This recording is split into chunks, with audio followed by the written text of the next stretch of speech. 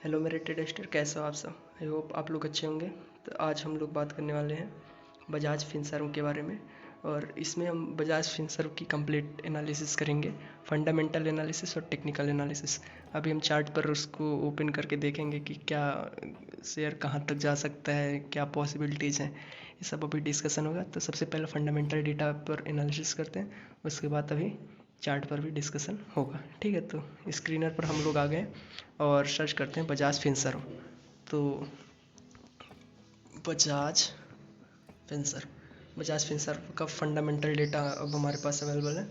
तो सबसे पहले जो इसके बेसिक डेटा है वो आपको मैं बता दूं कि जो कंपनी का मार्केट कैप है वो 2,59,00,000 का है।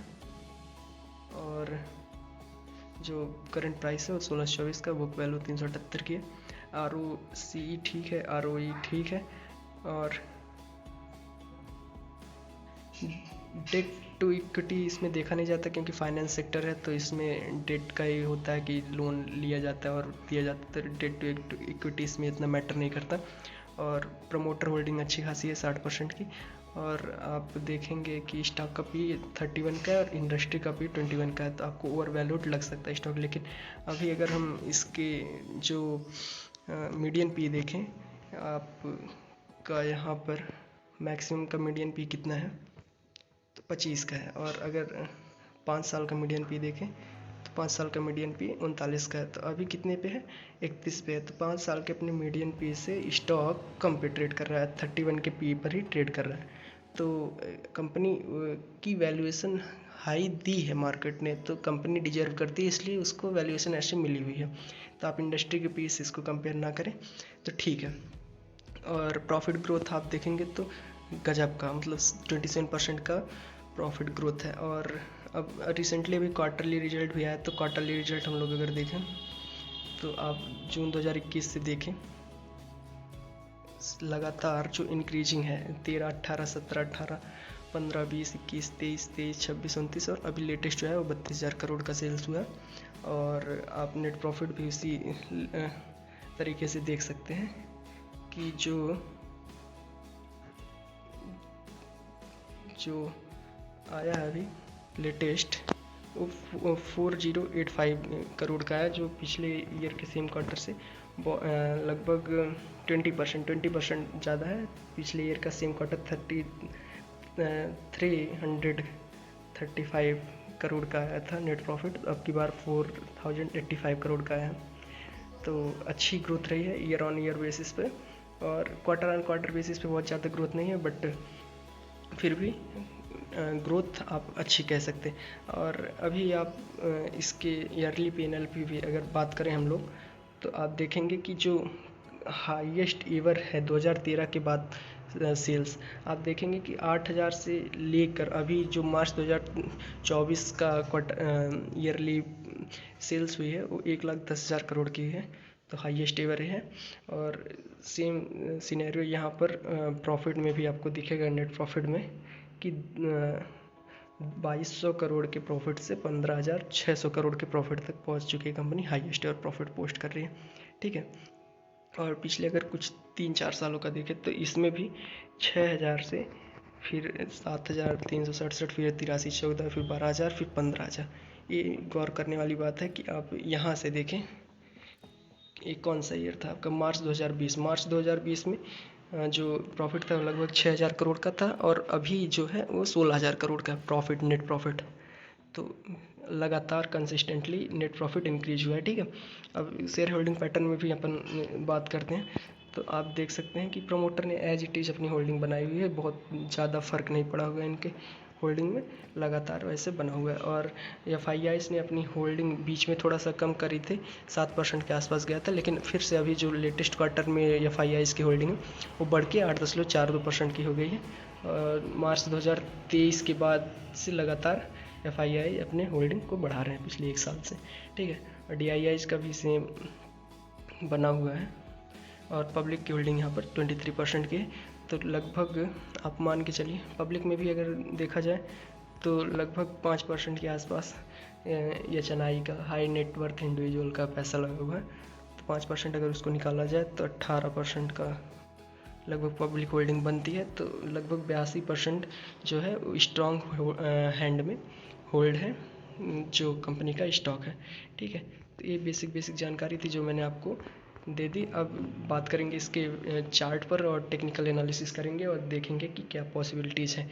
और यहाँ पर एक जो मैं आपको याद दिलाना चाहता हूँ, ईयरली पीएनएल, ये आप याद रखिएगा कि अभी हम चार्ट पर डिस्कस करके बताएंगे। मार्च 2020 में 6000 करोड़, फिर उसके बाद 21 में 7300, फिर उसके बाद 83, फिर 12000, फिर 16000 के आसपास। तो ये याद रखिएगा कि मार्च 2020 के बाद से कितना लगातार नेट प्रॉफिट में इंक्रीमेंट हुआ है। तो अभी चार्ट ओपन करते हैं और वहाँ पर डिस्कस करते हैं इसका क्या यूज है। ठीक है, 1 मिनट। यस, अब हमने बजाज फिनसर्व का चार्ट ओपन कर लिया है। तो अभी आप देख सकते हैं लाइव मार्केट ओपन है, 1632 का प्राइस चल रहा है, लगभग 9:30 बज रहे हैं। तो अभी आप इसमें जो मेन आप देखेंगे कि जो कंपनी का प्रीवियस कोविड से पहले का जो हाई बना था वो यहाँ कहीं था, उसके बाद जो कंपनी ने अचीव किया उस हाई को वो कुछ यहाँ पर था। ठीक है, उसके बाद कंपनी ने एक शानदार रैली दी और उसने अपना हाई बनाया कितने का, यहाँ से लगभग 100% गेन देकर उसने हाई बनाया 1930 का। ठीक है, और ये मार्च 1 फरवरी 2020 के हाई के बाद से डेटा है। ठीक है, तो उसके बाद यहाँ से आप देखेंगे कि एक रैली दिखी यहाँ पर, उसके बाद यहाँ पर एक फिर डाउनफॉल आया, फिर यहाँ पर कंपनी ने एक वो क्या बोलते हैं सपोर्ट फेस किया इस लेवल के अराउंड, फिर उसके बाद यहाँ से ऊपर की ओर अटेम्प्ट किया और यहाँ एक 1725 के लेवल पे रेजिस्टेंस फेस किया, फिर वहाँ से एक डाउनफॉल आया, फिर उसके बाद यहाँ एक दूसरा सपोर्ट स्टॉक ने लिया। उसके बाद यहाँ से फिर से एक रैली आई और फिर से जो आया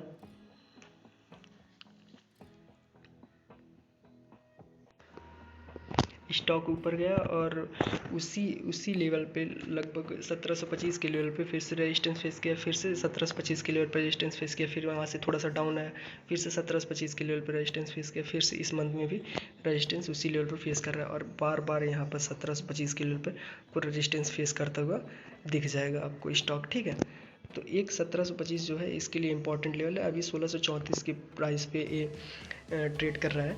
तो आप देखेंगे कि पिछले कुछ दिनों से लगभग 1 साल के आसपास से ये स्टॉक इसी रेंज में अपना कंसोलिडेट कर रहा है। तो अगर इस लेवल को काट के 1725 के लेवल को काट के ये स्टॉक ऊपर जाता है तो एक अच्छा खासा लेवल जो है वो 1930 का वहाँ तक जाता हुआ दिखता है, क्योंकि लाइफ टाइम हाई उसने तब का बनाया था। तो अभी मैंने फंडामेंटल एनालिसिस में आपको जो डेटा दिखा है कि मार्च 2020 में 6000 करोड़ थी और अभी मार्च 2024 में लगभग 16000 करोड़ के आसपास का प्रॉफिट है। तो near about 2.5 time net profit हो गया मार्च 2020 से 2024 तक। और अभी स्टॉक प्राइस कितने पे चल रहा है आप देखेंगे तो कितना परसेंट गेन दिया स्टॉक प्राइस ने, यहाँ अगर देखा जाए इसके बाद से अभी तक का गेन है 68.65% का। तो ऐसा तो होगा नहीं कि कंपनी का जो नेट प्रॉफिट 2.5 टाइम्स हो गया और जो क्या बोलते हैं स्टॉक प्राइस है वो 68.65% ही रिटर्न दे पाया अभी तक। और जब वैल्यूएशन इसको मिली थी यहाँ सबसे हाई जब बना था अक्टूबर 2021 में, तब लगभग आया था उसका नेट प्रॉफिट ईयरली बेसिस पे 7300 या 7400 करोड़ के आसपास का। तो अभी जब उस समय मार्केट 7400 करोड़ के प्रॉफिट पे इसको वैल्यूएशन दे रहा था, तो अभी जब ये 16000 करोड़ का प्रॉफिट लेकर आ रही तो मार्केट वैल्यूएशन क्यों नहीं दे रहा। अभी सिंपली ये टाइम कंसोलिडेशन में है। जब भी ये लेवल आपको दिख रहा है जो एक इम्पॉर्टेंट लेवल है ये 1725 का, तो 1725 का लेवल जब भी ब्रेक करके ऊपर जाता है तो एक 1930 का जो लेवल है, फिर यहाँ से एक इम्पॉर्टेंट रेजिस्टेंस जोन का काम करेगा, और उसको जब ये ब्रेक करके ऊपर जाएगा तो एक अच्छी रैली की संभावना आपको दिखेगी। तो अभी तो एक हार्ड रेजिस्टेंस बना हुआ है, तो जब भी कुछ इसमें मोमेंटम आने के चांस बनेंगे तो लगभग इस लेवल के कटने के बाद ही बनेंगे, और उसके बाद में आपका एक नेक्स्ट लेवल का जो टारगेट रहेगा वो लगभग 10-11% का टारगेट बन सकता है, स्विंग बन सकता है 1930 पे। फिर वहाँ पर भी हो सकता है कुछ समय के लिए ये रेजिस्टेंस फेस करके कुछ समय के लिए कंसोलिडेट करे, और फिर वहाँ से ये ब्रेकआउट यहाँ से दे, तो एक अच्छी रैली की संभावना बनेगी, क्योंकि कंपनी के फंडामेंटल्स में लगातार ग्रोथ है, और कंपनी बहुत ही अच्छी है। तो प्रॉफिट अगर एक साल का 16,000 करोड़ का ला रही है, और जब वो 6,000-7,000 करोड़ के प्रॉफिट पे उसको ये वैल्यूएशन मिली हुई थी, 1930 का प्राइस गया था हाई, तो अभी जब कंपनी 16,000 करोड़ का प्रॉफिट लेकर आ रही है तो उसको अभी भी वैसी वैल्यूएशन मिलेगी। अभी नहीं तो कुछ समय बाद मिलेगी, क्योंकि अभी हो सकता है ऑपरेटर के पास पैसा ना हो, वो किसी दूसरे स्टॉक को ऑपरेट कर रहा हो। जब इसको ऑपरेट करेगा तो ये भी चलेगा। तो मेरा कोई भी रिकमेंडेशन नहीं है यहाँ पर, लेकिन ये अच्छा खासा स्टॉक है, और अभी ये सिंपली यहाँ पर ये कंसोलिडेट कर रहा है, और जब इस कंसोलिडेशन से बाहर निकलेगा तो इस लेवल में हो सकता है एक बार कंसोलिडेशन करे और फिर यहाँ से ऊपर की ओर आपको जाता हुआ दिखे, तो अच्छे खासे गेंस यहाँ पर दिख सकते हैं। तो मेरी बस यही एनालिसिस थी, मैं आपके साथ शेयर कर दिया हूँ, बाकी आपकी इच्छा। Thank you.